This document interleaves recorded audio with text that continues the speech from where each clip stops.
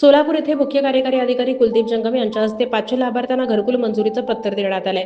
प्रधानमंत्री आवास योजना ग्रामीण टप्पा 2 या योजनेअंतर्गत राज्यातील 20 लक्ष लोकांना घरकुल मंजुरी पत्र आणि 10 लक्ष लोकांना पहिला हप्ता वितरण कार्यक्रम बालेवाडी पुणे येथे केंद्रीय गृहमंत्री अमित शहा यांच्या हस्ते संपन्न झालाय.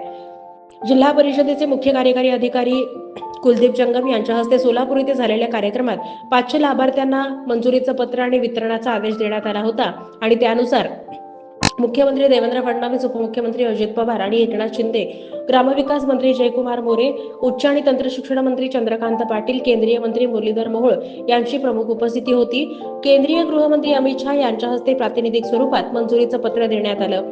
मुख्यमंत्री देवेंद्र फडणवीस यांनी बोलताना हा ऐतिहासिक कार्यक्रम असून प्रत्येक महाराष्ट्रात राहणाऱ्या गरीब माणसाला हक्काचं स्वप्नातलं घर मिळतंय यासारखा दुसरा आनंद असू शकत नाही असं त्यांनी या प्रसंगी सांगितलं. केंद्रीय गृहमंत्री शहा यांनी 20 लाख लोकांना घर मिळणं आणि 10 लाख लोकांना एकाच वेळी पहिला हप्ता लाभार्थ्यांच्या खात्यावर जमा करणं हे महाराष्ट्र राज्य पहिलं राज्य आहे. महाराष्ट्र सरकारच्या कार्याचा हा गौरव असून खऱ्या अर्थानं प्रत्येकाला हक्काचं घर देण्यासोबतच प्रत्येक सुविधा देण्याची आमची ही योजना खरं तर आम्हाला इथं देत असताना आनंद होतोय असं त्यांनी या प्रसंगी सांगितलं.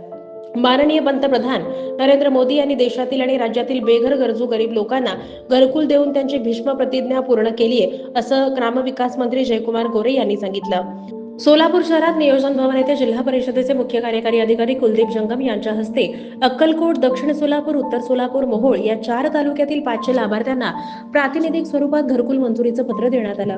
यावेळी दक्षिण सोलापूर तालुक्यातील औज येथील श्रीमती गोदावरी बने, शिवानंद शंकर पाटील, परवीन युनुस या लाभार्थ्यांना कुलदीप जंगम यांच्या हस्ते हे पत्र देण्यात आलं. या प्रसंगी प्रकल्प संचालक, ग्रामीण विकास यंत्रणेचे डॉक्टर सुधीर ठोंबरे, जिल्हा परिषदेचे सीईओ कुलदीप जंगम, बीडीओ रतिलाल साळुंखे, जिल्हा अभियान व्यवस्थापक सचिन चौरे यांची उपस्थिती होती.